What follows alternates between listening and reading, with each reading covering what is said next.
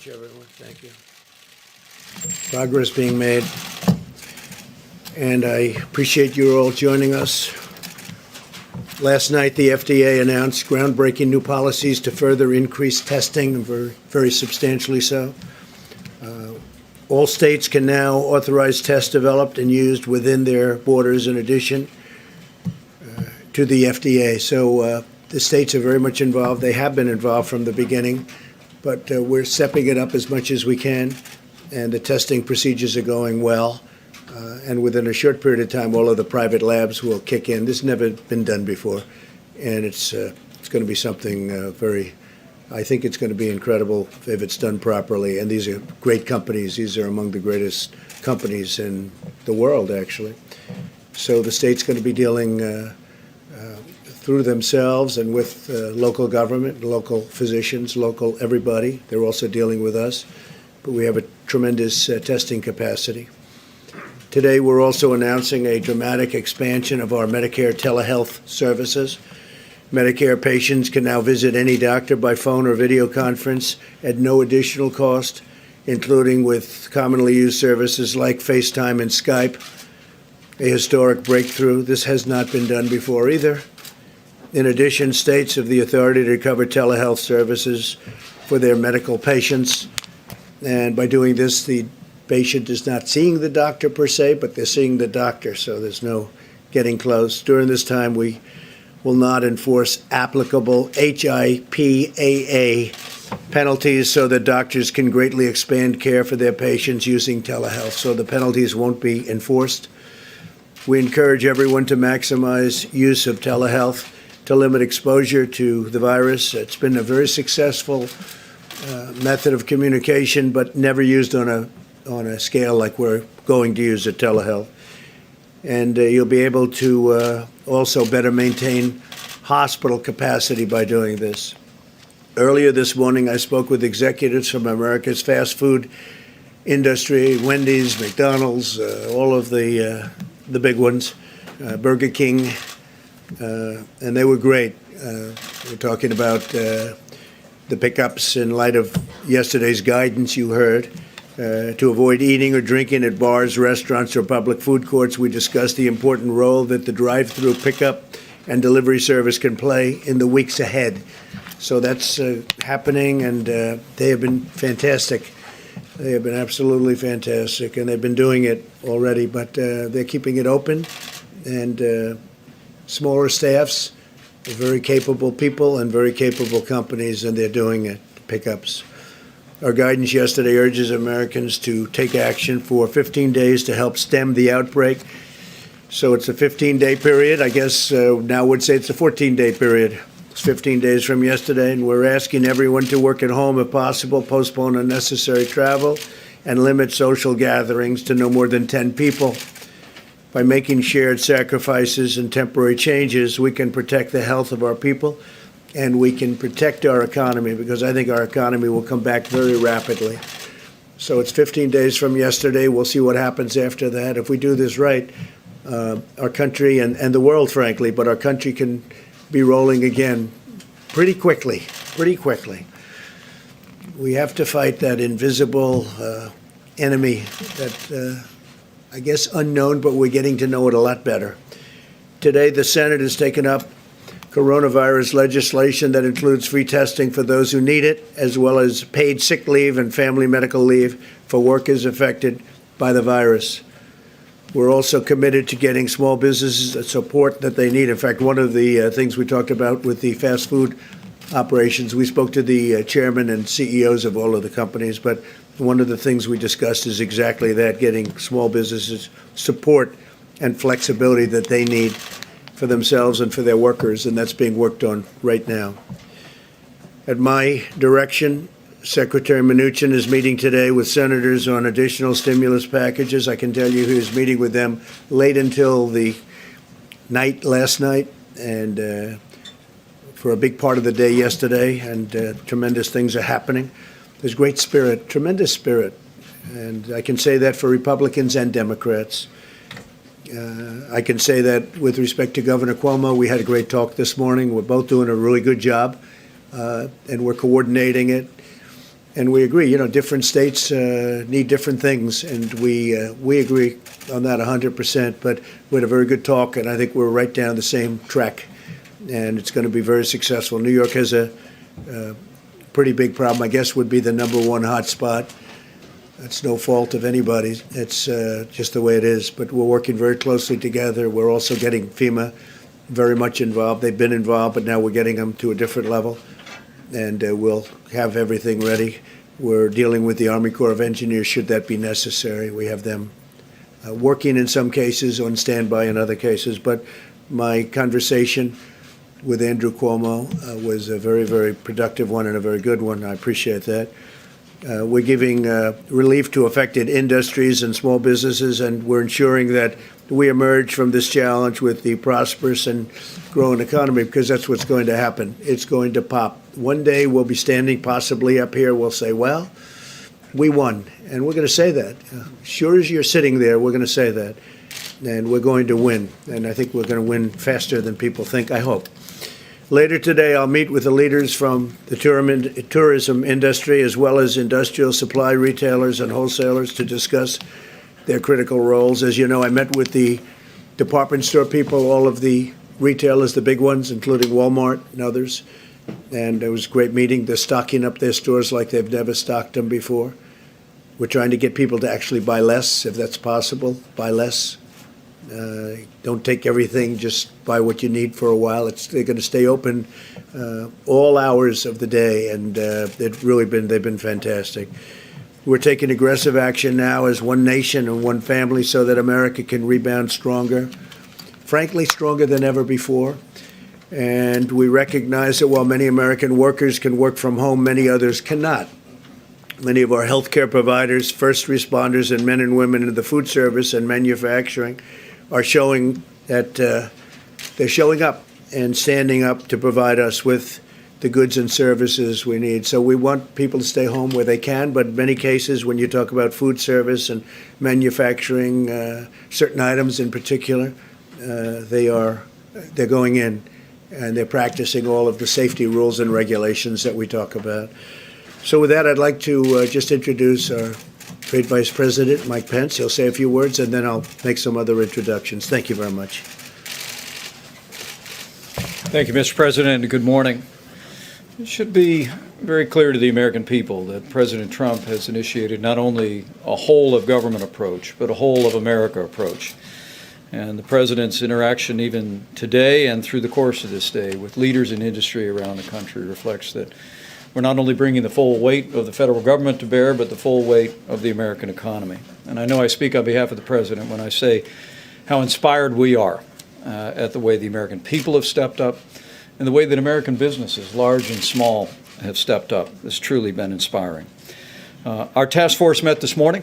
We continue to focus on President Trump's priorities of testing, prevention, and supplies. And in that category, I'm pleased to report that while testing is available in all 50 states, as the President just indicated, through the swift action of the FDA at the encouragement of governors around the country, now state health authorities can authorize labs in their state and expand existing testing capabilities.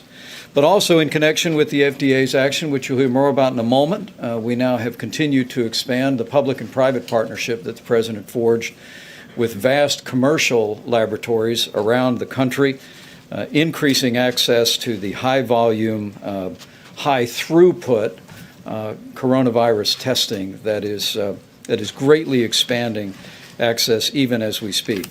Also, our task force received a report this morning on the progress that the U.S. Public Health Service and FEMA are making, working closely with state governments and also partners in the private sector like CVS, Target, Walgreens, and Walmart to expand remote testing sites around the country. And we'll have a full report later this week as those come online. It's important the American people understand that testing is happening all over the country. But all of our health experts wanted me to tell the American people, you don't need the results of testing to know what you should do. And President Trump's 15-day coronavirus guidelines are advice for every American in every community. They're the result of the best guidance of CDC and our health experts.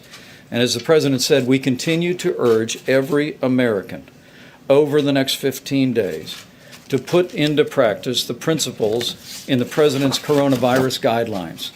By every American practicing these principles, we believe that we can slow the spread of the coronavirus. In fact, our experts have told our task force that if every American acts on the President's coronavirus guidelines, we could see a substantial reduction in the spread of the coronavirus.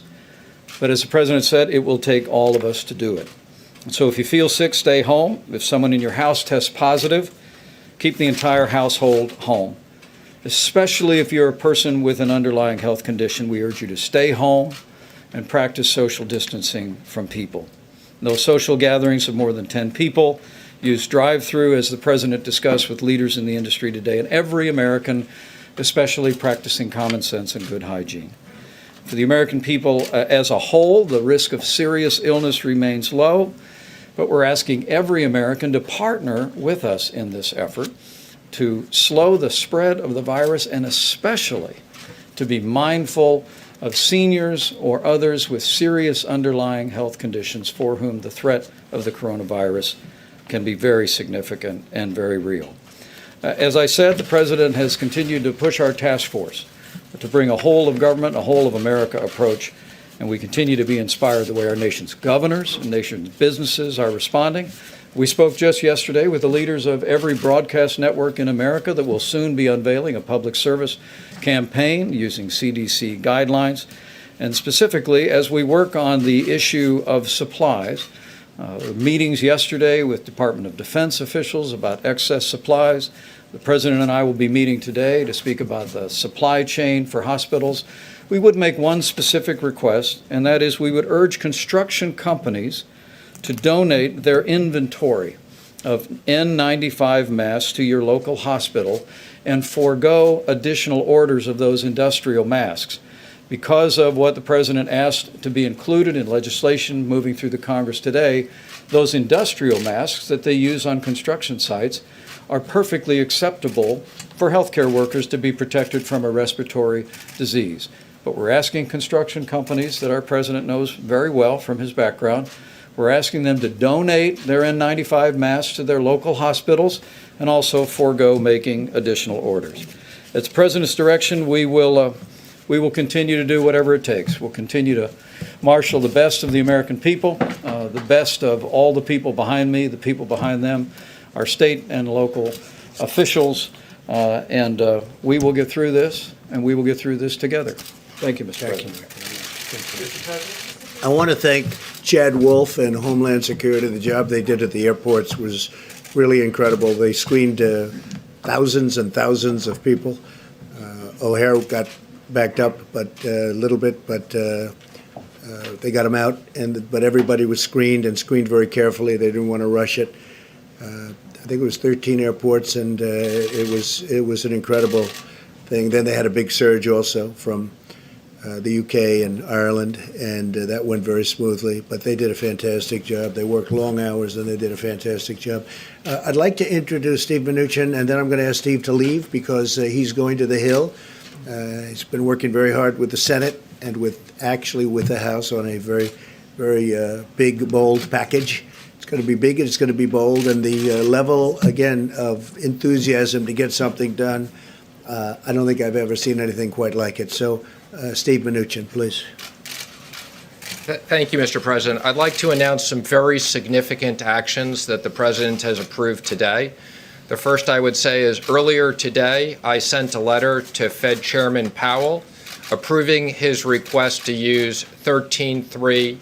And what that will do is the Fed will be setting up a special purpose vehicle, which the Treasury will invest $10 billion in from one of our funds. That will enable the Fed to guarantee the purchase of A1, P1 commercial paper going forward. That is a $1 trillion market and is critical to American workers, it's critical to American business, and it's critical to American savers who have a lot of that money in money market funds. So we heard loud and clear there were liquidity issues. This is very significant, and will create, I don't think we'll need to use it all, but we have the ability to have the Fed purchase up to $1 trillion of commercial paper as needed. That has already created significant stability in the market today.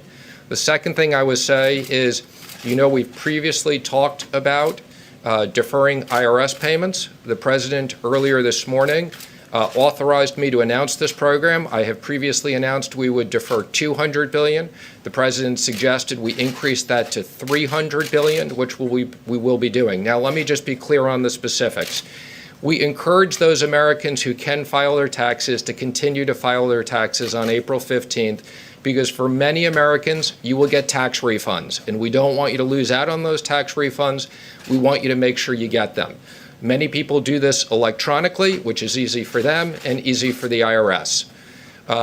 If you owe a payment to the IRS, you can defer up to $1 million as an individual. And the reason why we're doing $1 million is that covers lots of pass-throughs and small businesses, and $10 million to corporations, interest-free and penalty-free for 90 days. All you have to do is file your taxes. You'll automatically not get charged interest and penalties. Now, of course, any American has the right to extend their taxes. We're not taking that right, but the President has asked us to go up to $300 billion. That's also an enormous amount of liquidity in the system. The third thing is the President and I worked on a very significant economic stimulus plan.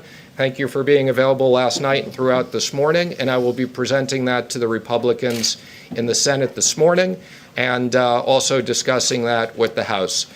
We look forward to having bipartisan support. We're now working with the Senate to pass this legislation very quickly, and these will be payments to small businesses.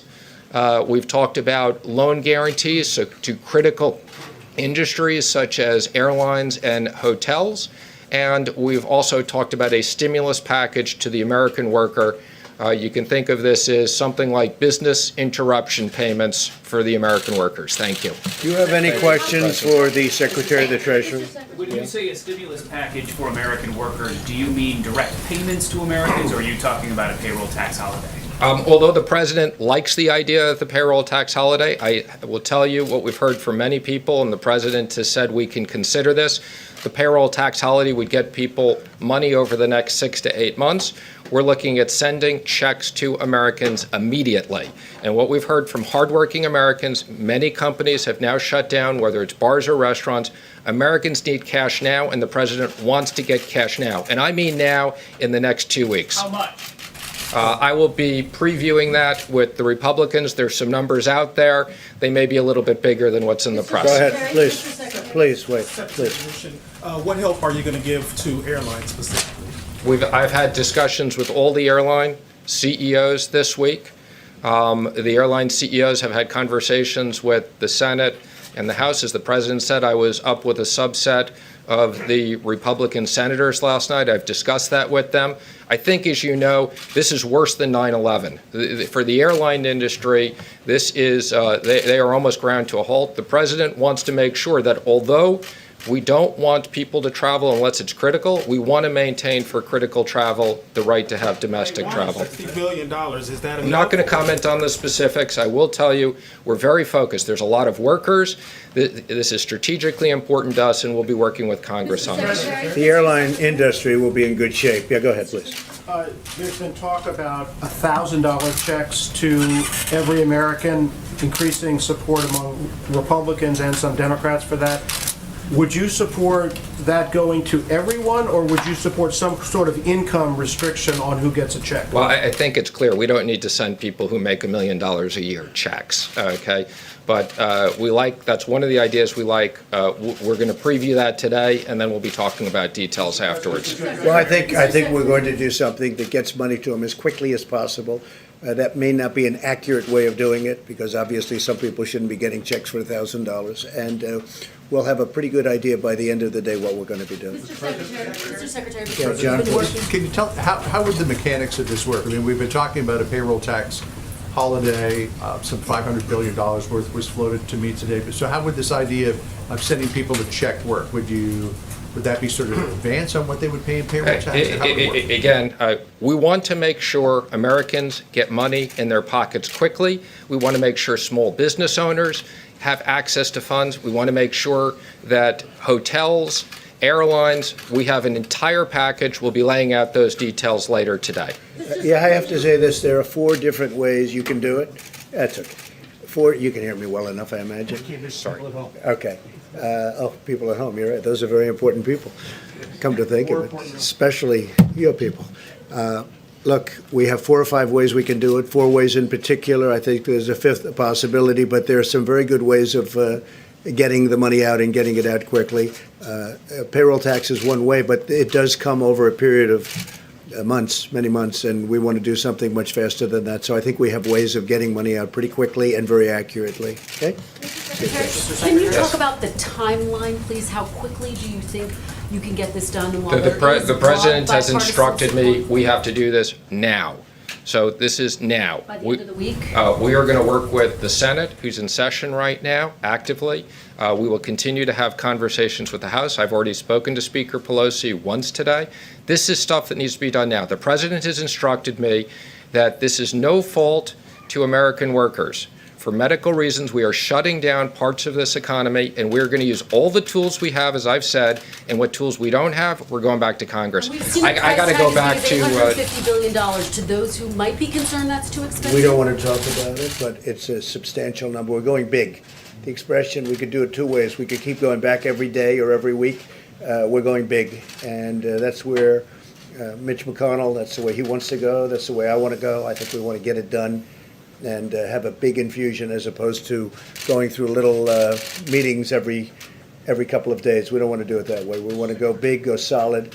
The country is very strong. We've never been so strong, and that's what we're going to be doing. We don't want, with this invisible enemy, we don't want airlines going out of business. We don't want people losing their jobs or not having money to live when they were doing very well just 4 weeks ago.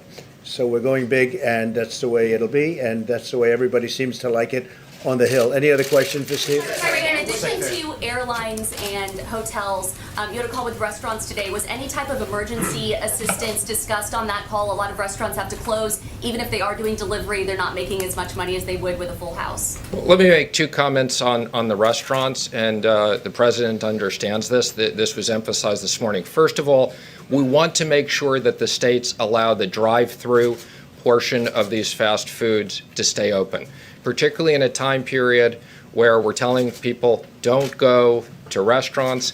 These companies feed a big part of America, and I expect they're going to feed a bigger part of America.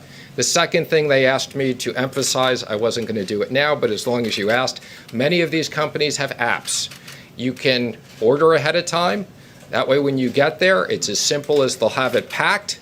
They can give it to you with social distancing, and it'll be very fast. So we expect that they will be able to feed a large part of the population.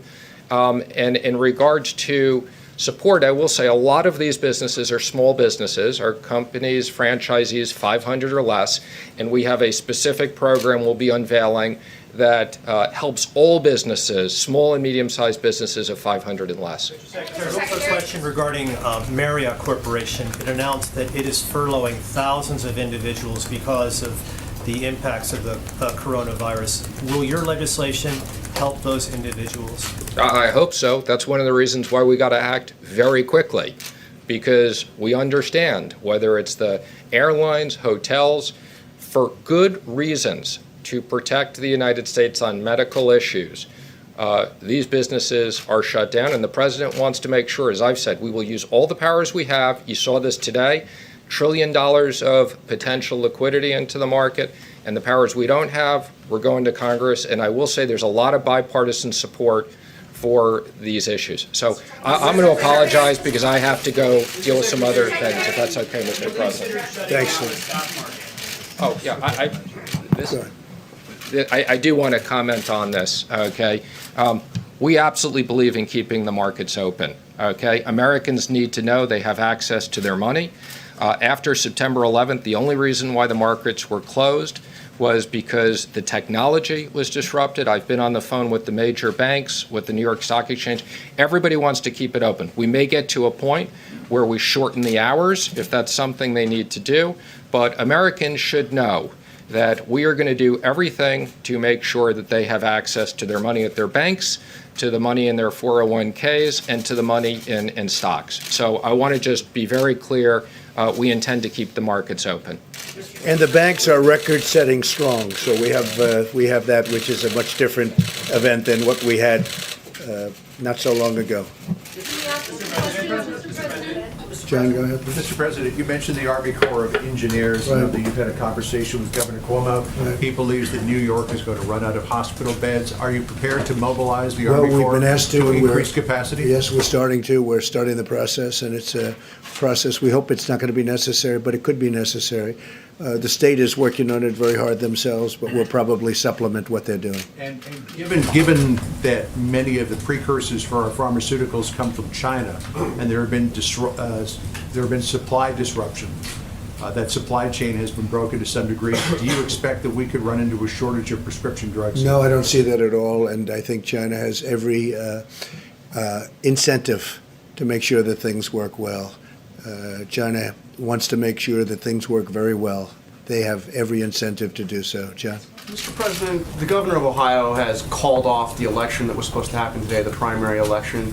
Do you agree with that decision, and what steps are you taking to ensure that elections going forward, if this pandemic continues, that elections will be able to happen, including, of course, the big one in the fall? Well, the governor of Ohio is doing a great job.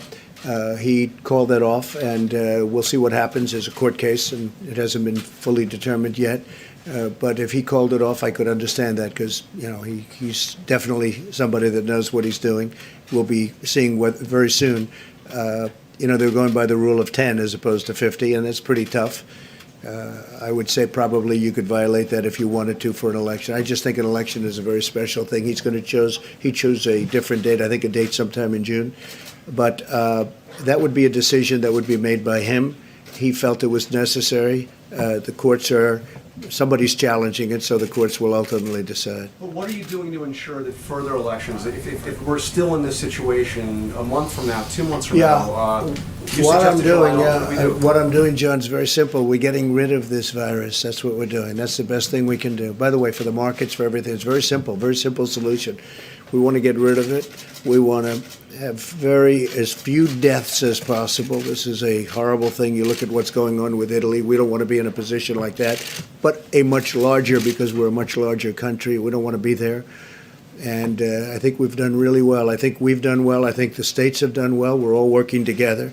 The best thing we can do is get rid of the virus. Once that's gone, it's going to pop back like nobody's ever seen before. That's my opinion, but I think it'll pop back like nobody's ever seen before. Please. Mr. President, just to follow up on John's question, specifically how many new hospital facilities could the Army Corps of Engineers build? And also, what specific measures are you taking to try to increase the number of ventilators in the stockpile? Right. We've ordered massive numbers of ventilators. We have, by any normal standards, we have a lot of respirators, ventilators. We have tremendous amounts of equipment, but compared to what we're talking about here, this has never been done before.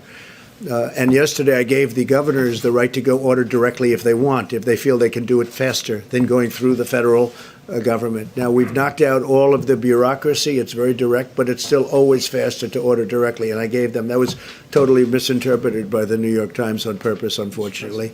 But it's very important. Yes, Mike? I could amplify. Yeah, please. Yeah, thank you. Our president directed us to work with the Department of Defense. There's two ways that DOD can be helpful in terms of expanding medical capacity.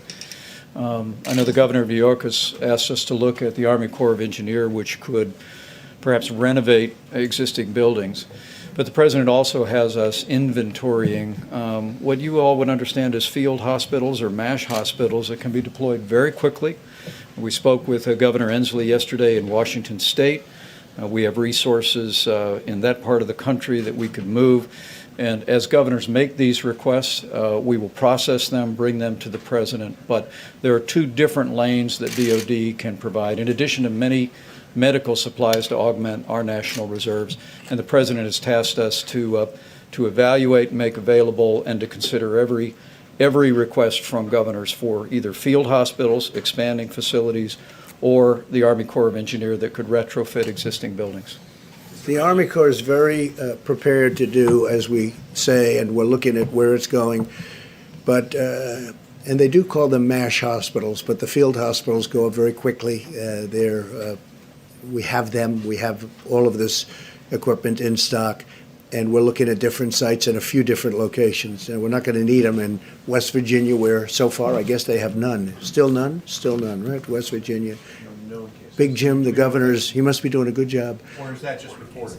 That's what's reported. No, but is that a reporting issue, or is that they have no cases? Well, that's all that, I just see West Virginia is the only one that has no cases. So obviously, that's being treated differently than in New York or California, different parts of California. I do say this, though, the Army Corps of Engineers is ready, willing, and able. We have to give them the go-ahead if we find that it's going to be necessary. We think we can have quite a few units up very rapidly. I'm going to work with Governor Cuomo. I'm going to work with a number of the governors. Governor Newsom has been very generous in his words, and I'm being generous to him too, because we're all working together very well. And I think a lot of very positive things have taken place. We're talking to California about different sites, but we can have a lot of units up fairly quickly if we think we need them. I think what I'll do is I might ask Seema to say a few words on the telehealth, and then we can get back to this. Please, Seema. Thank you, Mr. President. And as the President announced earlier, we are doing a dramatic expansion of what's known as telehealth for our 62 million Medicare beneficiaries who are amongst the most vulnerable to the coronavirus.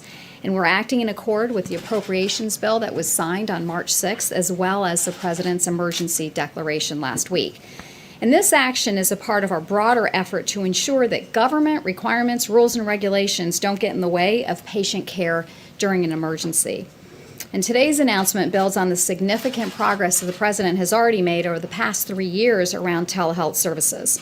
And while we have allowed for virtual check-ins, full telehealth benefits have been restricted to those living in rural areas, established patients, and just for those brief visits. But no longer, Medicare beneficiaries across the nation, no matter where they live, will now be able to receive a wide range of services via telehealth without ever having to leave home. And these services can also be provided in a variety of settings, including nursing homes, hospital outpatient departments, and more. And thanks to the leadership of HHS, we'll also be temporarily relaxing certain HIPAA requirements so that doctors can provide telehealth with their own phones, and we'll be using enforcement discretion when it comes to collecting copays so that cost won't be a barrier. This is a part of our larger efforts around mitigation, and as we are encouraging Americans to stay home whenever possible, we don't want our Medicare policies getting in the way. And so consider the implications of this. Perhaps an elderly patient with diabetes needs a routine checkup, and this has nothing to do with the coronavirus. And so with our new telehealth benefits, this person who's not really, who's at risk for the coronavirus doesn't have to venture outside their home. They can talk to their doctor via Skype, and they don't have to risk exposure to the virus, and they can receive that care from the safety of their own home. It could be another Medicare recipient who's experiencing mild flu-like symptoms, and instead of leaving the house and sitting in a waiting room full of other vulnerable people, they can also receive advice from their doctor from their home. And this shift is very important for clinicians and providers who over the coming weeks will face considerable strain on their time and resources. And now Medicare patients who don't absolutely need to come in to an office won't have to, and this allows the healthcare system to prioritize for care for those that are that have more needs or in dire need, and preserves protective equipment as well. State Medicaid agencies can also provide telehealth services without federal approval, and so we're asking all states to make this available as well. And we've also asked private insurance companies to expand their telehealth benefits and make it clear to their providers and their members what they cover. As our nation seeks to balance the twin imperatives of getting Americans the care that they need during this outbreak and limiting the spread of the virus, The impact of this historic action simply cannot be overstated. In an emergency, those on the front line shouldn't have to worry about federal rules and red tape, hamstringing them when they need flexibility above all else. And we're doing everything in our power to make sure that that doesn't happen. I also just want to briefly mention that because of the President's emergency declaration, we do have the ability to provide a lot of Medicaid waivers, and Florida was the first state to be approved. We were able to do that in a matter of days. Thank you. Any questions, please? Where do senior citizens go for instructions on how to do the telehealth? They should call their doctor's office, and their doctor's office can tell them how to do that.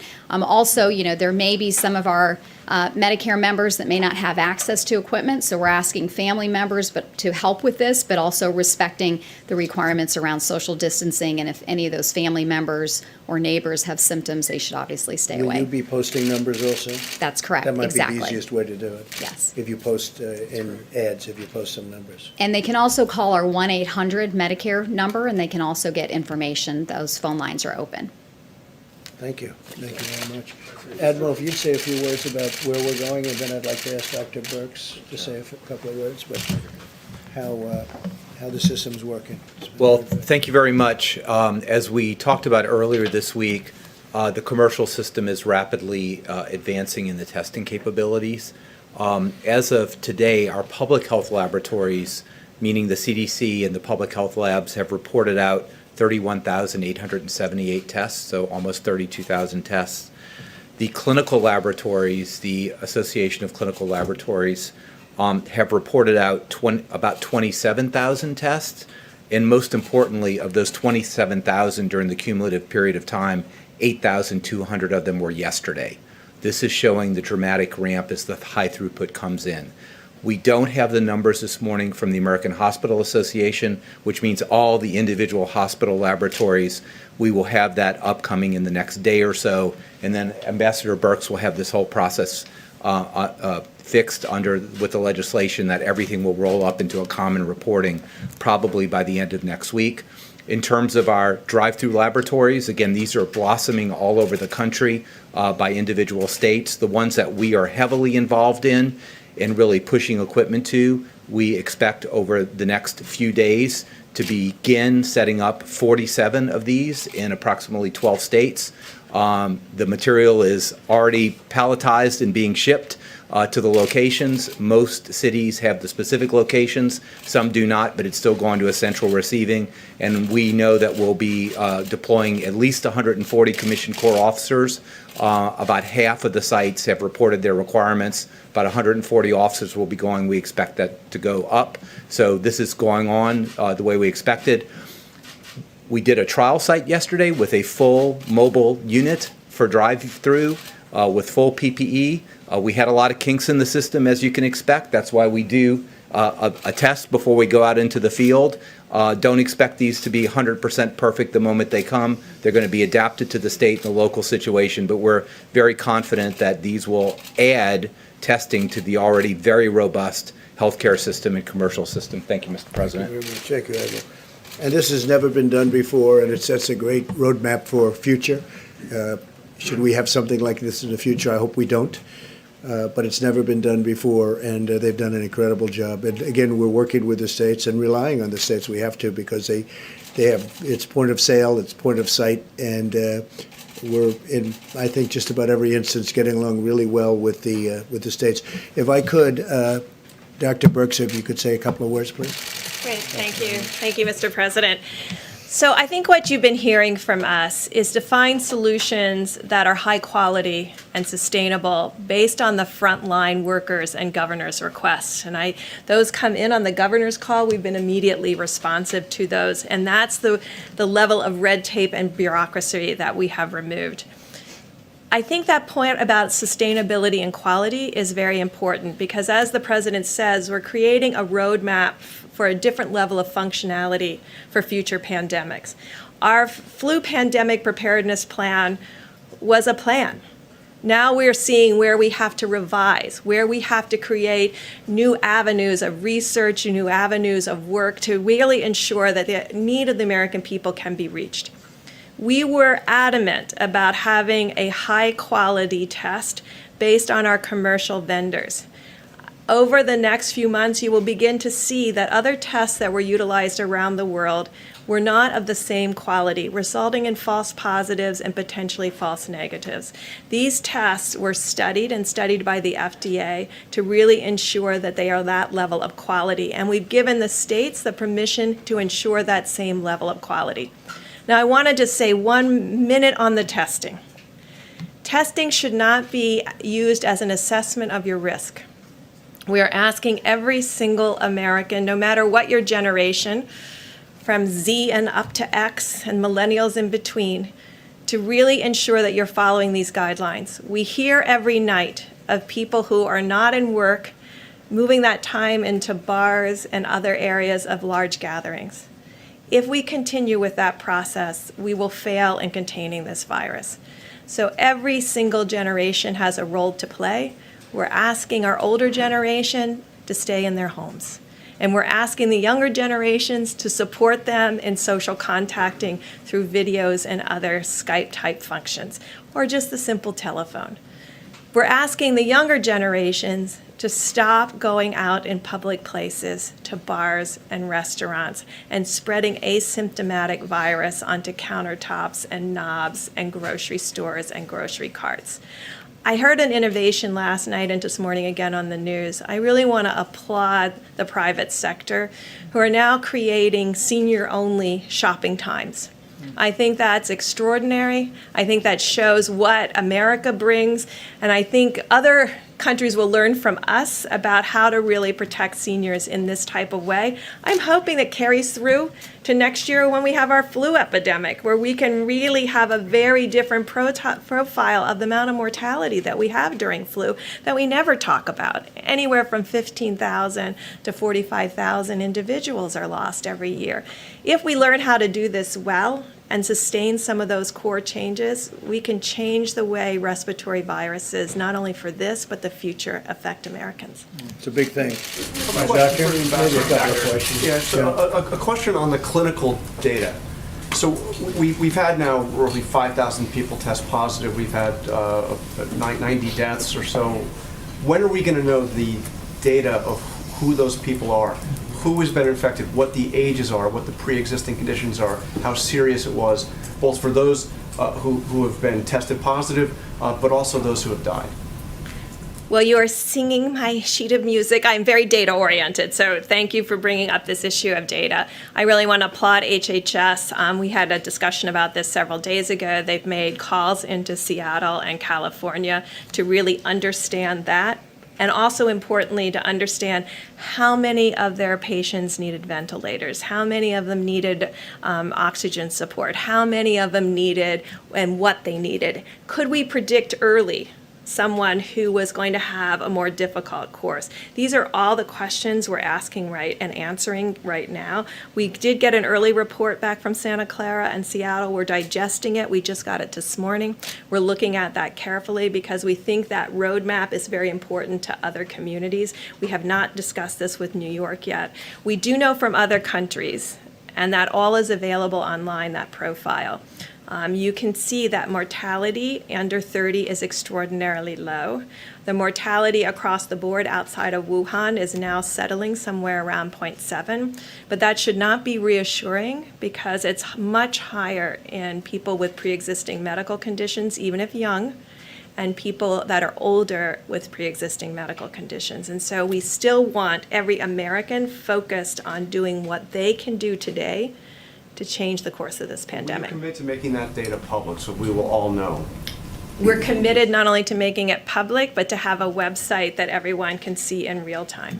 Dr. Birx, if I could just follow up. You all are signaling a much more aggressive posture toward containment mitigation now.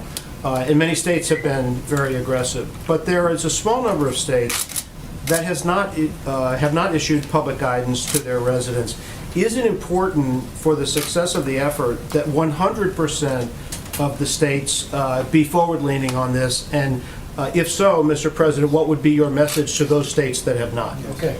So that's why the Vice President and the President yesterday issued those critical guidelines. As I said this morning on Fox and Friends, you can look at them as guidelines, you can look at them as requirements, and you can look at them as the president asking every American in every state to follow those. That's why we put them out at the federal level. We wanted to make sure every American knew what they could do today to change the course of this epidemic. I think it's empowering. I think it says all of us have a social responsibility to each other, and that's why we believe that every mayor and every governor should be instituting these guidelines that came from the White House and the President of the United States. And we've been very tough in those states. I know exactly who you're talking about. We've been very tough in that. Thank you. Please, go ahead. A follow-up question on the testing. You've been telling us for days now that millions of tests have been sent out. So why have fewer than 60,000 people actually been tested? I think you will see different numbers this week. You heard just at 8,000. Remember, all of these tests, the high-speed tests, were approved last Friday night, and last Thursday night. I think if I could talk to Thermo Fisher and the other groups that have these platforms out there, do not rely on a pull technology, push out those tests. Because we can only make them available, groups have to order them. So we've been talking to Thermo Fisher, one of the key platforms, to push out tests based on need and not wait for orders. And is that where the issue is, getting the tests out, or is it getting the tests conducted? That's a great question. I know part of it is getting the test out right now. I think the Admiral and others are working on getting the issues related to getting the test conducted. Obviously, that does take time. He is working on innovative solutions that are creative and sustainable, that will be a game changer in testing, but we don't have the data yet. This is a critical comparator. Can you do it yourself? Can you actually sample yourself? These are the kinds of things we're working on right now, and he's getting the data for us. And the states are actually doing a lot of it. The governors and the states are doing a lot of it, with even our tests. Yeah, go ahead. Go ahead, please. Okay, thank you. Can you give us a sense of how long these tough new restrictions will need to be in place until we start to see the rate of this virus going down? And also, can you speak to this study that as many as 2.2 million people in the United States could die if there weren't this type of action by the government taken? To what extent did that prompt what we saw yesterday? I think, models are models, and they're based on input, and they're based on infectiousness without any controls. I can tell you we've never seen that level of infections that modeled up to that 2.2 million in mortality. So we are looking at that. We are having a particularly model meeting tomorrow. I think that's really going to be important. I've dealt with a lot of modelers in my time. They're wonderful people. But they all have their favorite inputs and they all have their favorite integration functions. So we're evaluating all of those so we can integrate and create the best model for the United States based on the best data. And that first set of recommendations you saw were based on what we could do today to prevent anything that looks like that. If I could just say one other thing to the hospitals and dentists out there. Things that don't need to be done over the next 2 weeks, don't get it done. If you're a person with an elective surgery, you don't want to go into a hospital right now. There's a lot of distraction. There's a lot of people doing a lot of other things to save people's lives. So let's all be responsible and cancel things that we can cancel to really free up hospital beds and space. And then let's do everything that we can to ensure that we don't need the ventilators because we protected the people who would have needed to use them. And are you looking at the possibility of more actions like, for example, limiting travel within the United States? Are you looking It's possible. It's possible. We'll see how it goes. I think there's been great cooperation with local governments, states. We'll see how it goes. It's going right now pretty well. Yeah, please, go ahead. Can I follow on that, Mr. President, Please, very quickly? yeah. Just very quickly. Do you need to invoke the Defense Production Act to get more of those medical supplies to different hospitals? Well, we're able to do that if we have to. Right now, we haven't had to, but it's certainly ready. If I want it, we can do it very quickly. We've studied it very closely over 2 weeks ago, actually. We'll make that decision pretty quickly if we need it. We hope we don't need it. It's a big step. Need more help from the federal government when it comes to those supplies. When you What do say the to those states, governors? in particular, 3 states need some help. And some states, have 2 people, 3 people, no people. in the case of, again, West Virginia. So we're looking at it very closely. We've taken it apart 15 different ways. It's a very difficult thing to do. It's a very big step, and if we need that step, we'll take it. Okay? Quick follow on Kristen's first question. A lot of people have got travel to places that aren't considered hotspots, Yeah. Caribbean, Mexico, that sort of thing over the next few weeks. Would you recommend that they follow through with those plans? I would just say enjoy your home stay. I would just say right now, we have to get this problem fixed, and then we'll get back into business really quick. We'll open up our country, we'll open up our society, the world will hopefully open up. We see areas of the world that haven't done well, and we see areas that are doing very well, and I would put us in the category of doing very well for a country so big. I think that I would recommend that they just enjoy their living room. John? Yeah, go ahead, please. What do you say to people who are not heeding these guidelines from the White House? And then also I have a question on asymptomatic people that Dr. Burks. I'm not happy with those people if they're not. But, you know, those people are being shouted down by other people. They know it. They're being, it's almost like self-policing. People went in, there are a couple of instances, I guess, probably more than a couple, where people are not happy when they see others doing what they're not supposed to be doing. We have to get rid of this. We have to win this war, and ideally quickly, because the longer it takes, it's not a good situation. And I'm not even talking about the economy. I'm talking about the lives of a lot of people. Yeah, please, did you have one? Will the White House put any restrictions on corporate bonuses for companies that do get bailed out like airlines? I'm going to ask, I think I'm going to ask Mike, answer that question, please. I think it's all a work in progress. What President Trump has made clear to industries around the country is that we're going to do whatever it takes. We understand this is an extraordinary moment in the life of our nation. It's the reason why the President brought in leaders of the financial sector, airline industry. He'll meet with all additional industry leaders today in tourism and hospitality. But he has tasked the Secretary of the Treasury to work with members of Congress in both parties to make sure that we construct the kind of economic support that will allow those industries to weather the period of the coronavirus and then to come back stronger than ever before. We've had such incredible, I don't know, it's almost the word spirit is the best word. It's like a spirit. The banks have come in, and the banks are doing things that they would have never done. They're working on extensions and lots of things that they wouldn't have done. Co-pays with regard to the insurance companies. I mean, for them to be doing what they're doing, you know all about the co-pays. They would have never done that, and they did it. They were in my office. They, I would say, the 11 biggest in this country. I guess probably the 11 biggest in the world, the big ones, all the big ones, and they did things on copay that nobody would be doing, that they wouldn't have done in a million years, but they're doing it. There's a great spirit going on right now in the country. So you want to, yes, please. Dr. Fauci, you've said you like being accused of overreacting because that is an indication we may be doing things necessary to beat this, bend the curve. How long do you think it will take for you to be confident that yes, we're bending the curve, or no, we're not? You know, I can't give you a firm number on that because the dynamics of outbreaks in some respects are predictable historically. They do this and that. We don't know because this is really unprecedented. I mean, of all the outbreaks that I've been involved with over the last at least 36 years and then going historically back, we've never had a situation where the mobilization of all the different components, travel restrictions, internal containment, mitigation, financial assistance, public health assistance, testing. So we don't really know. But the one thing I do know that if you look at models with all of their vicissitudes of models, is that when you have input into the kinds of mitigations and things that we're doing, we're going to see a hump instead of a peak.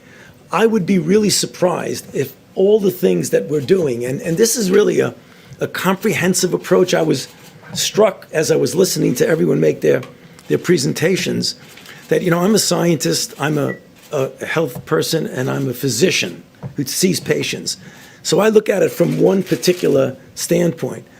But what I'm being impressed by is that this is really a comprehensive thing that has multiple components to it. All of them got to succeed if we're going to get to that end point that I've described multiple times from this podium.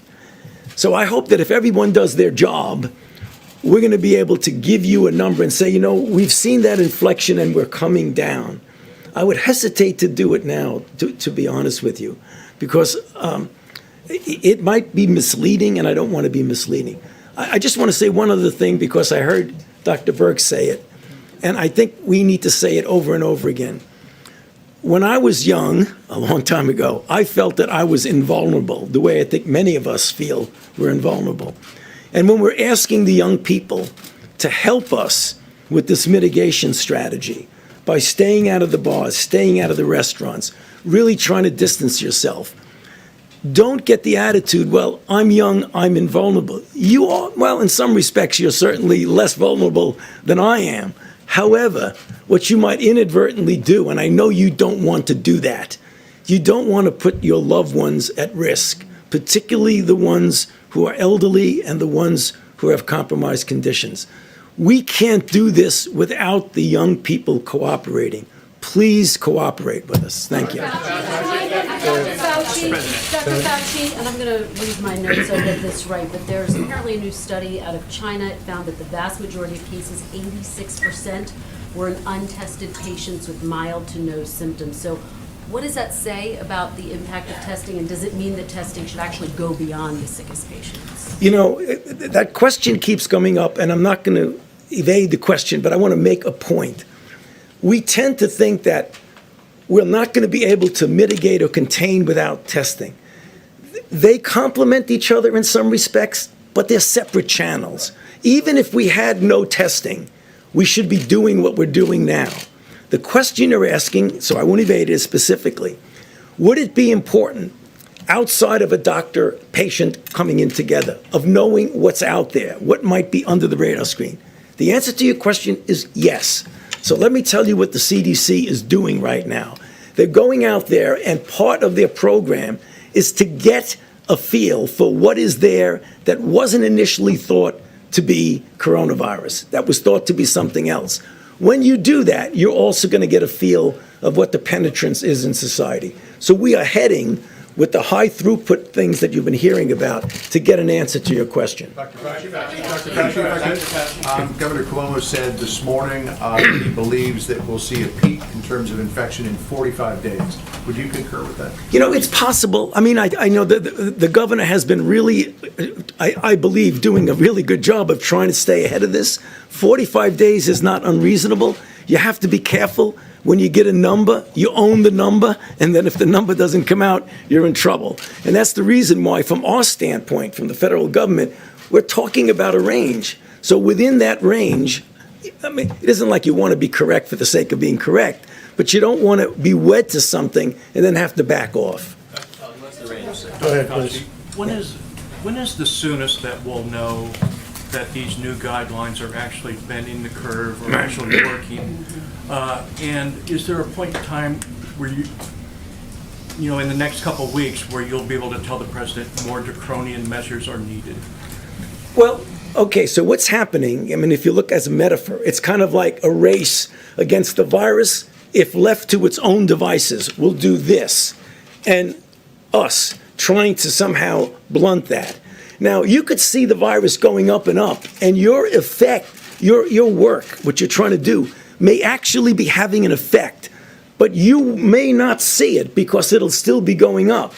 And as you're trying to implement your interference with the virus, you may not realize that you are actually interfering. And you'll say, wait a minute, it's still going up. What's going on? You've done nothing. But you don't know whether it would do this versus that. So the answer to your question, it probably would be several weeks and maybe longer before we know whether we're having an effect. It may be at the end of the day, we'll see a curve that would have been way, way up. But I wouldn't put us to task every few days. Well, wait a minute, it's going up. Is it working or not? That would be really misleading if we do that. Go ahead, regarding the 15-day guidelines which were announced yesterday. One of those guidelines was a recommendation against gatherings of 10 or more people. And today, the governor of Alabama issued her own guidelines, and it was a recommendation against gatherings of 25 or more people. What is your recommendation for people of Alabama, people across all of the country, as far as the guidelines that were announced yesterday by the federal government? Okay, so the one thing we don't want to do is to get hung up on the difference between 10 and 25. I think you might agree with that. When we give guidelines, they're only guidelines. We sit down, we look at the data, as Dr. Burke said, we're data-driven, and we say on different models, 10 looks good. If someone wants to do 25, we're not going to fault them, but if someone wants to come to us and ask us what we think the best is, we stand by the numbers. It isn't perfect, it isn't precise math, it's assumptions and it's data that make you get your decision. But would it be more effective if every state and every city in the country was playing by the same rules Yes, instead of different? of course. But this is the United States of America. There's a lot of free enterprise there. People do their own thing. And quite frankly, I don't think there's a big deal difference between 10 and 25. We got many, many more important things to worry about than that difference. Mr. President, thank you. Going back to supply chains and then talking about preparedness for the future, yesterday Larry Kudlow said that there is an idea floating around the administration to cut taxes for companies who would be bringing their supply chains back to the United States. He said he specifically liked immediate 100% write-offs for structures, equipment, but he said you hadn't endorsed that yet. Would you endorse an idea like that? We're looking at many ideas, that's one of them, frankly, and we're looking at creating incentives for companies, not only that type of company, but other companies. We're also looking to help companies such as the airline industry within the airline industry, and we'll be doing that. We will be doing that. This is not their fault, and they've been very understanding, actually, and we're going to be helping them. We will have a very powerful airline industry, and it'll start up as soon as this is over. We'll have those planes ready to go. So we have to help them during the short term. We're very important. Yeah, please. Thank you, Mr. President. I wanted to know, have you taken a look at some of these models, such as the Imperial College London model, that kind of poses a very difficult choice, whether it's shutting down society or overwhelming the healthcare system? Is that something that We've looked at every model. We've relied on the very talented people, and there's no better team than the people behind me. And I will say that all of the people that have done those models are all in constant touch with Dr. Birx and Tony and everybody that you've been hearing so much from over the last couple of weeks. We've looked at many different models, and the model we have is we want to save a lot of lives. We want to save a lot of lives. If we get too steep on that curve, you're going to lose a lot of lives, perhaps unnecessarily. Now, we're going to find out. Everything has a risk. We're going to see. But if people do what we're telling them to do, what we're asking them to do, you're going to see the saving of a lot of lives. Now, Boris, in UK yesterday, you saw what happened. It looked like they were going a different way, but then he went away of similar, I don't know exactly, but I would say we had a conversation yesterday similar to what we're doing. So a lot of people seem to think this is going to be, we are looking to save the maximum number of lives. Everything else is going to come back. A life is never going to come back, but everything else, our economy is going to come roaring back. You're going to know, we're going to know, we're going to all know that day. If somebody was asking about the day, when will you know? When will you know?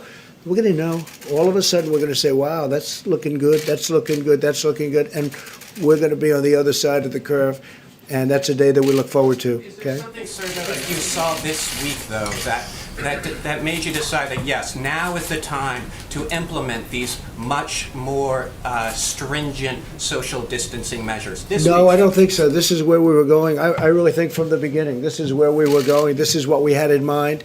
We're just going step by step. That was the next step, the next logical step. As Dr. Fauci said, and I think very importantly, one of the most important things when you write the history of this was the fact that we closed it down to China and Europe, but in particular China. We closed it down to China, the source, very, very early, very, very early, far earlier than even the great professionals wanted to do. And I think in the end, that's going to be, that will have saved a tremendous number of lives. Follow-up, one on the economy and the other on the broader picture here, but just to follow up on my colleague, some people did note that your tone seemed more somber yesterday. You talked about that August timeline. Did you see a projection? Some people thought perhaps that 2 million potentially that could die maybe prompted part of that. Was there a shift in tone? I didn't think, I mean, I have seen that where people actually liked it, but I didn't feel different. I've always known this is a pandemic. I felt it was a pandemic long before it was called a pandemic. All you had to do is look at other countries. I think now it's in almost 120 countries all over the world. No, I've always viewed it as very serious. There was no difference yesterday from days before. I feel the tone is similar, but some people said it wasn't. Can I ask one on the economy? Your former economic advisor said almost 100% chance of a recession. Do you see it that way? It could be. I mean, I don't think in terms of recession. I think in terms of getting it out, because when we're finished with the virus, we will win. We will win. And when that victory takes place, our economy is going to go through the roof. It is so pent up. It is so built up. It is so ready to go in an upward direction. But we have to knock out this enemy. This is a really tough enemy, but we have to knock out all of us. That's all of us. So I don't think in terms of recession, not recession. It's words. We have to knock out this, and we will have an economy. I actually think we'll have an economy like we've never had before. It's all pent up. Did you have something to say, Mike? Yes.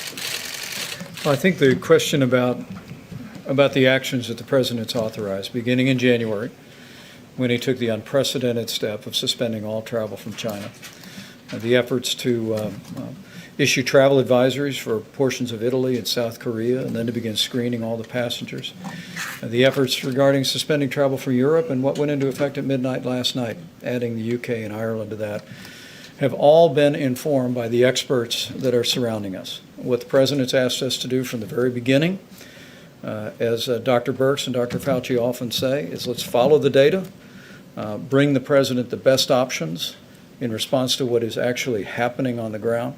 But with regard to yesterday's 15-day slow the spread plan, our team unanimously brought to the President these very strong recommendations for every American, because we truly believe we are at a point in this epidemic in our country when we can reduce the number of people that actually are exposed to or contract the coronavirus.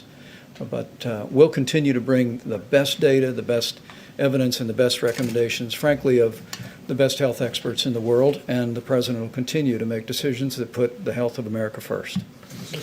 In other words, reduce the number of people that die. That's what we're trying to do. And when you do the steep curve, a lot of people are going to die. A lot of people. You know, the worst ever, they say, 1918.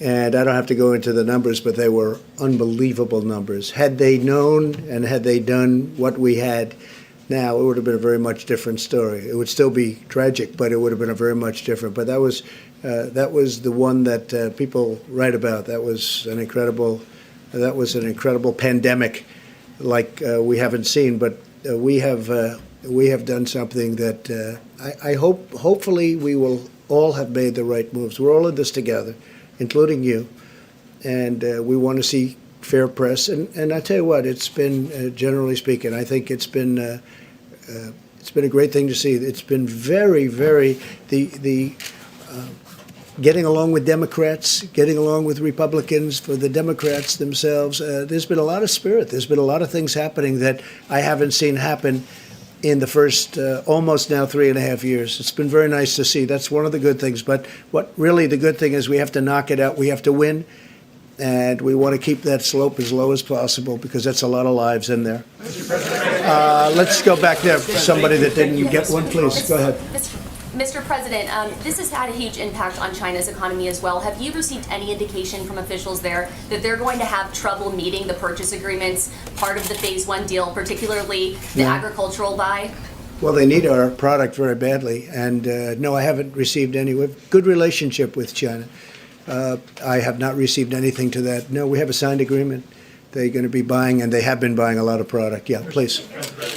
Earlier today, Dr. Birx was talking about the possibility of our hospital system being overburdened, overtaxed, and she talked about certain options that are available to the United States if that happens, including VA hospitals, Department of Defense medical treatment facilities, and even hospital ships. At what point do you tap into those options? Well, I'll know the point, and by speaking with Governor Cuomo and other governors, we're going to know the points. It's going to be different for New York than it's going to be from, Iowa, or from Idaho, or from West Virginia, frankly, or for it's different. New York has got a big problem, State of Washington has a big problem. California has some big problems. Everyone's doing a good job, but we're going to know when it will be, and I believe it'll be more spot than it will be. It's not going to be the whole thing. It's going to be spots. There are some hot spots that are in trouble, big trouble, and there are other areas that are in no trouble at all. They watch it on television. They don't know. It's just not affecting them, and they're lucky. They're lucky, but there are areas of the country that don't have much of a problem, and some that don't have any problem. They're not going to have a problem with hospitals, but some areas like New York, California, state of Washington, they're going to have some difficulty. And when we see that coming, we're going to be in there. We're already making preparation for it.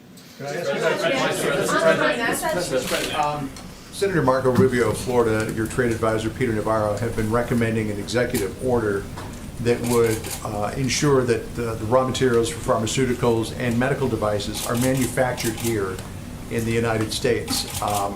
We were getting some indications last week that you were close to signing this executive order. Can you tell us? Well, we're looking where you at are on different that? things, John. I don't want to say exactly. Right now, China's been sending us everything we need, but we're looking at some alternatives. Yes, we are looking for alternatives, and we have other places. Ireland does a lot of work for us. You know that in that world, in the pharma world, a very tremendous producer, and we are looking to bring a lot more back home. And excuse me, you know me for a long time. I've been talking about this for many years, long before I decided to run for president. I've been talking about this, and we have to be able to take care of our country. And that was one of the many things on the list. So we'll be talking about it, but we are discussing it, and Marco is very much involved, and Peter is very much involved. A lot of people are involved, and a lot of people feel that way, but we'll be discussing. Let's go, please. Thank you, sir. You said Canada has closed its border to non-citizens. Are you considering... Not to the United States. Not to the United States, of course. Are you considering closing the land borders in the United States? And also, you've discussed... Well, Canada has not closed it to the United States, so we're working very closely with Canada, but they have not closed it. They have closed it to the world, but they have not closed it to the United States. Are you considering closing the U.S. land borders? I don't want to say that, but we are discussing things with Canada, and we're discussing things with Mexico, quite honestly. And again, the relationship is outstanding with both. Outstanding. We just signed our deal, USMCA, and the relationship is very strong. Go ahead, please. China and others have criticized you for using the phrase Chinese virus. How do you feel about that? Are you going to continue using that phrase? Well, China was putting out information which was false, that our military gave this to them. That was false. And rather than having an argument, I said, I have to call it where it came from. It did come from China. So I think it's a very accurate term. But no, I didn't appreciate the fact that China was saying that our military gave it to them. Our military did not give it to anybody. Critics say using that phrase creates a stigma. No, I don't think so. No, I think saying that our military gave it to them creates a stigma. Mr. President, Please. When you speak to travel and tourism executives today, what specific help are you going to offer to them, if at all, or is it still vague? Well, we're going to help. They need help. Look, let's face it. They go from having record-breaking years. This is the third year of record-breaking years, travel and tourism, airlines, everything. They were doing record numbers, ordering new planes, building new hotels. Everything was really hunky-dory. And then one day we hear about this rumor in China, and then we find out it's much more than a rumor. And then all of a sudden we make a great decision to close it up early. It would be a whole different world. It would be a whole different world. But we make a decision to close it up to China, and all of a sudden tourism, and then we close it up to Europe, which, people never heard of this before. I'm not sure that that's ever been done. I know that when I made the decision to close it to China, people told me that's never been done before, but it was a great decision. We make good decisions. So I'll tell you my best decision. The people behind me are total pros. All over the world, they're respected. Dr. Birx, Anthony, who's become where's Anthony? He's become a major television star for all the right reasons. No, he's just so professional, so good. The people that we have working here have been incredible, and they're totally respected. The Admiral has been incredible, having to do with the testing, incredible, and he's viewing this as testing also for the future. We're building a platform. When we took over this platform, first thing the Admiral said was, this was not designed for what we're talking about, millions of people. It wasn't. And it's nobody's fault. It's not like who could have ever predicted a thing like this. But we broke it down, and it's really going to be an incredible system. And it is now a great system. I just want to say these are incredible people standing behind me. They're the most respected in the world. Every country that you've mentioned today so far has called them, and they call them all the time for advice. There's nobody better than what we have. Why haven't we seen Dr. Redfield? Say it? Why haven't we seen Dr. Redfield the last couple of days? I don't know. I can't He's in imagine. Atlanta running the CDC. I can tell you he's doing a good job. We're very happy with him. Mr. President, Yeah, please, you have it. Go ahead. Mr. President, yesterday we were being told that the payroll tax was going to comprise the lion's share of fiscal stimulus. Right. We also had the markets fall quite dramatically yesterday. And did that inform? It wasn't your about the payroll tax. Did that inform your decision? What made you make that change, and when did you make that change? Well, I didn't make a change. We're looking at payroll tax, and we're looking at various other forms of getting money to people. And the payroll tax is something that I've always liked. The problem is it does take a period of time, months, before they really see something. And we don't really have months in terms of people living. A lot of these, you have people that work on tips. You have people it's a large number of people. It's a tremendous, who would think this, right? And they do nicely. They work very hard, but they work on tips. We have to take care of our people. We don't want to have people suffering during this period. It wasn't their fault that this thing all of a sudden was upon us. So we're looking at we're also looking at payroll tax. It's possible. It's also possible we'll do a percentage of payroll tax and then other things. But we'd like to be able to get money to people. We're very lucky. Our country's doing so well. We can do this, and we can do it easily, but we have to do it. And I have to say, Mitch McConnell, if you look at Mitch and Kevin and the whole group, and it's been incredible how they're reacting, how Congress is reacting, how, whether it's the House or Senate, how they're moving. And I'm talking about Democrats and Republicans, but we've had tremendous leadership meetings, and they want to see it done right. And they do want to go big. I think going big is important. I don't think we want to go up there every day with a different idea, a different concept. Oh, gee, let's worry about the airlines. Let's do this one. You have a big problem with the cruise ship industry. It's an industry that was setting all sorts of records 2 months ago. Then all of a sudden, there's nobody on the ships, okay?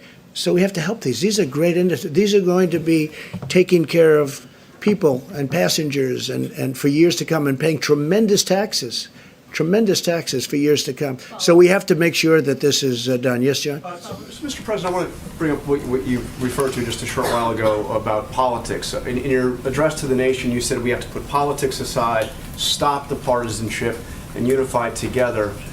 But this morning, you criticized the Democratic governor of Michigan. Yesterday, it was the Democratic governor of New York. You've attacked Obama. You've attacked Biden. In fact, every day except one since that address, you've lashed out at a Democratic leader. Are you going to set the example? I only do that when I have to respond. I watched her on television. She said something that was false, and therefore I did do that. And I will continue to do that. If they're not going to play fair, because, they have the media on their side, I don't. I just have me. And if they're not going to play fair, I'm going to do that. If they are going to play fair, there's going to be nobody better than Donald Trump in terms of bipartisanship. But if they're going to say things that are false, like the story that was written yesterday, a lot of people, I don't know, somebody, I think I know who, but they taped the conference call that I had with the governors. It was a good call. It was fine. I assume somebody's going to tape it. They handed it to various people, and one of them was the New York Times, and the New York Times chose to write totally inaccurately about it. It was a disgraceful thing. It was bad journalism, but, they do a lot of bad journalism. But we respond to that. And actually, people get it. People get it. No, I want it to be bipartisan, and nobody's going to be better than me. But when they attack me or the people, these incredible people behind me, I'm not going to let them get away with it. I can't do that. Okay, how about one or two more questions? Go ahead, please. Follow-up on the 15-day Please. guidelines was the next natural step. So is the next natural step after that a national lockdown similar to what San Francisco is doing? Well, you can do a national lockdown. Hopefully, we're not going to need that. We think of everything. I mean, we have every idea that you mentioned we've thought of, and, it's a very big step. That's a step that I mean, in one sense, would work. It's a very big step. It's something we talk about, but we haven't decided to do that. Please, go ahead. Mr. President, what would be the determining factors for you to take that action? It would have to get to a level. I just don't think it's going to be an action that we're going to take. I don't think I'll talk. But Anthony, all of the people standing behind me would get together in a room, plus some additionals, and we would make a decision. But I don't think that's a step that we're going to be taking. All right, one more question. You didn't have one, did you? Come on. Will the U.S. government provide financial assistance to Boeing and airplane suppliers like GE? We're looking at that. We're certainly looking at Boeing. Boeing got hit hard in many different ways. Boeing never had a problem for years. They were it was unthinkable what happened with respect to Boeing. Unthinkable. Probably, I would consider it the greatest company in the world prior to a year ago. Now they get hit in 15 different ways, and they have different management. I've met the new people running Boeing. I think it's going to be outstanding. But yeah, we have to protect Boeing. We have to absolutely help Boeing. They were doing a job. It was coming along well. And then all of a sudden this hits. So obviously when the airlines aren't doing well, Boeing's not going to be doing well. So we'll be helping Boeing, yeah. Can you just respond to something, Mr. President, before you leave, just on what John was saying? You've called for people to leave politics out of this. Joe Biden said the World Health Organization offered testing kits that they had available to the United States, and to give it to us now, we refused it. We didn't want to buy them. PolitiFact says the WHO never made that offer. Can you tell us? Well, that's what I heard, and I'm going to let Tony answer that question, or whoever's best at answering that. But I do have to say, when you talk about politics, I watched the debate. Not too exciting, but what they said about me, and we've done a great job. When you talk about not being bipartisan, what they said about me, and if you look at swine flu, the whole thing, and I guess it was 2009, and what they did and the mistakes they've made, they were terrible. They were horrific mistakes. 17,000 people died. And I'll be honest, they shouldn't be criticizing because we've done a fantastic job. The only thing we haven't done well is to get good press. We've done a fantastic job, but it hasn't been appreciated. Even the closing down of the borders, which had never been done, and not only did we close them, but we closed them early. The press doesn't like writing about it.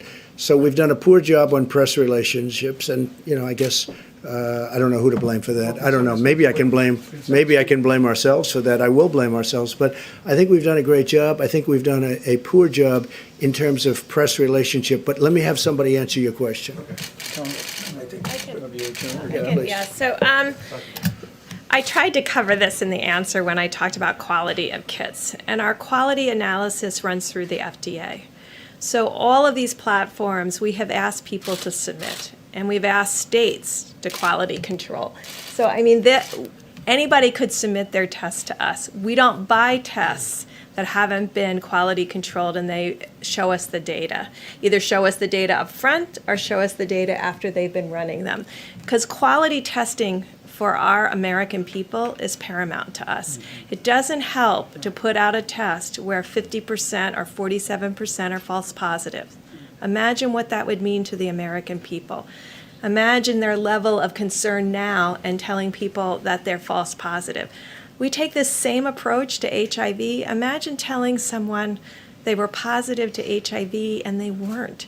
So that is our bottom line, the customer, the American people first. And so any of these groups can submit their testing kits through our regulatory processes. But without that and without a plan, we are not going to accept tests that have not been studied by us. Good answer. It's a good answer. Would you have something on that? I'm just going to emphasize a little bit more on that. When I became involved in the testing world, I called as senior officials at the WHO as I could find to understand what the situation was. And as far as I can tell from sources that should know, no one ever offered a test that we refused. That's what I heard too. This is a research grade test, right? Research grade test that was never not approved, not submitted to the FDA. That was supplied in tens of thousands of quantities to 100 countries in the world. Okay, so I think there's a lot that people are saying about this that's just based on rumor and myth. Nothing was offered that we refused. It was a research test that was not approved. And again, there was a small number that we have greatly surpassed in a very short period of time. So number one, nothing was offered. Number two, it was a bad test. Otherwise, it was wonderful. Listen, thank you very much. No, he made a mistake. I assume that he'll apologize. He made a mistake. Thank you all very much. Thank you. We'll be back. Thank you all.